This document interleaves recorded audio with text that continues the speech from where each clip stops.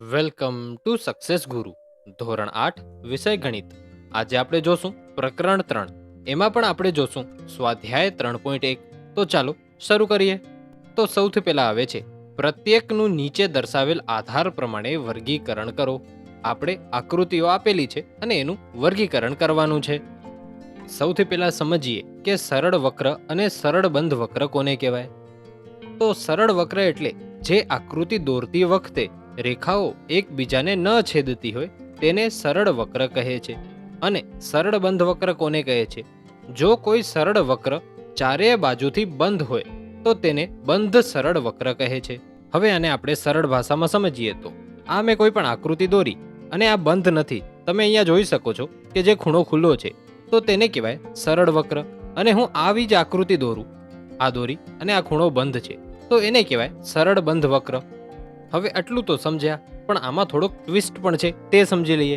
તો આ જે સરળ બંધ આકૃતિ છે એને કઈ રીતે સરળ બંધ કીધી? તો કે ચારે સાઈડથી બંધ છે એટલે પેક આકૃતિ છે એટલે સરળ બંધ વક્ર આકૃતિ કીધી. પછી આને આપણે શું કામ કીધી સરળ વક્ર ખાલી? તો કે એ અહીંયાથી ખુલ્લી છે માટે ખાલી સરળ વક્ર કીધી. પણ જે બધે સાઈડથી બંધ આકૃતિ છે એટલે કે સરળ બંધ વક્ર આકૃતિ છે એને આપણે સરળ વક્ર આકૃતિ પણ કહીએ છીએ. એનો અર્થ એમ થયો કે બધી સરળ બંધ વક્ર આકૃતિ છે એને આપણે સરળ વક્ર આકૃતિ તો કહેશું જ, પણ સાથે સાથે સરળ બંધ વક્ર આકૃતિ પણ કહેશું. હવે સાવ સરળ શબ્દમાં તો બધી સરળ બંધ વક્ર આકૃતિ સરળ વક્ર આકૃતિ છે, પણ કોઈ પણ સરળ વક્ર આકૃતિ સરળ બંધ વક્ર આકૃતિ નથી. આટલું તમને સમજાઈ ગયું હશે. તો હવે આપણે આ આકૃતિઓના જવાબ જોઈએ અને સૌથી પહેલા તો આપણે આ ક્લીન કરી લઈએ. સૌથી પહેલા આપણે સરળ વક્ર આકૃતિ અને સરળ બંધ વક્ર આકૃતિ સમજી લીધી, પણ આપણે આ આકૃતિમાંથી કઈ સરળ વક્ર છે અને કઈ સરળ બંધ વક્ર છે તે સમજી લઈએ. એના પછી આપણે બહુકોણ, બહિર્મુખી બહુકોણ અને અંતર્મુખી બહુકોણ સમજશું. તો સૌથી પહેલા આપણે પહેલી આકૃતિ જોઈએ. તે તમે બધી દિશાએથી એટલે કે બધા ખૂણાએથી બંધ છે તે જોઈ શકો છો. તો તે સરળ બંધ વક્ર આકૃતિ થઈ. હા, તો 1 નંબરની આકૃતિ ઈ થઈ. તો લખી નાખવાનું 1 અહીંયા. આપણે હમણાં જ જાણ્યું હતું કે બધી સરળ બંધ વક્ર આકૃતિ સરળ વક્ર આકૃતિ છે, તો 1 સરળ વક્રમાં પણ લખાશે, તો તે લખી નાખીએ. પછી 2 નંબરની આકૃતિ જુઓ તો તે પણ તમને બધી દિશાએથી એટલે કે બધા ખૂણાએથી બંધ દેખાય છે, તો 2 નંબરની આકૃતિ સરળ બંધ વક્ર આકૃતિ છે, તો 2 નંબર પણ અહીંયા આવી જશે. તો સરળ વક્રમાં પણ 2 નંબર આવી જશે. હવે 3 નંબરની આકૃતિ છે એમાં 2 ગોળ છે. જો 2 ગોળ ન હત ને તો એ સરળ વક્ર અને સરળ બંધ વક્રમાં આવત, પણ અહીં 2 ગોળ છે એટલે ત્રીજા નંબરની આકૃતિ સરળ વક્ર કે સરળ બંધ વક્ર આકૃતિ નથી. હવે ચોથા નંબરની આકૃતિ જોઈએ તો તે એક સ્ટાર બનેલો છે, તેમાં રેખાઓ એકબીજાને છેદે છે.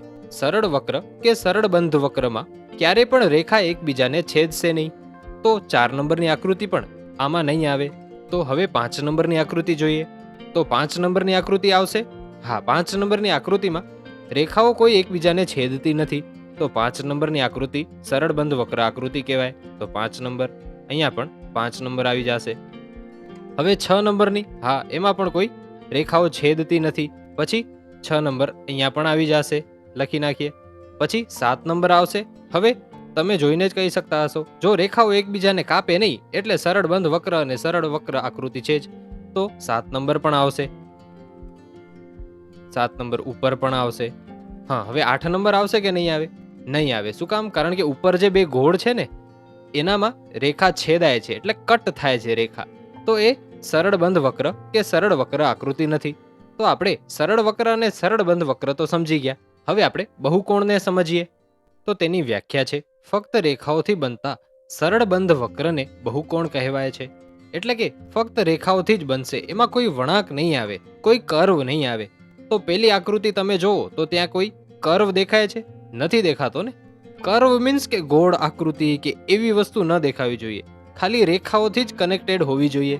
તો પેલી આકૃતિમાં કોઈ કર્વ આવતો નથી, તો પેલી આકૃતિ આપણી બહુકોણ પણ કહેવાશે, તો લખી નાખવાનું 1. પછી બીજી આકૃતિ જુઓ તો તેમાં પણ તમને કોઈ કર્વ દેખાય છે? ના, બધી રેખાઓ જ છે, તો બીજી આકૃતિ પણ અહીંયા આવશે. પછી ત્રીજી આકૃતિ આખી ગોળ છે, ગોળમાં તો કોઈ રેખા ન હોય. રેખા કોને કહેવાય? આમ સીધી લીટીને આપણે રેખા કહેશું, પછી ઊભી હોય કે આડી હોય એને આપણે રેખા કહીએ છીએ. તો ત્રીજી આકૃતિ તો એમાં આવશે નહીં. પછી ચોથી આકૃતિમાં રેખાઓ છેદે છે. રેખાઓ છેદે એટલે બહુકોણ ન હોય, એટલે ચોથી આકૃતિ પણ નહીં આવે.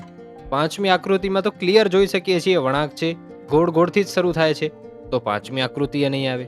પછી છઠ્ઠી આકૃતિમાં ઉપર જોઈ શકીએ છીએ કેપ્સ્યુલ જેવો આકાર બને છે, ગોળ બને છે, માટે ફક્ત રેખાઓ નથી એટલે તે પણ નહીં આવે. પછી સાતમી આકૃતિ અર્ધગોળ છે ને પછી બે રેખા છે, પણ આખી રેખાથી બનેલી હોય તો જ બહુકોણ કહેવાય, માટે તે પણ નહીં આવે.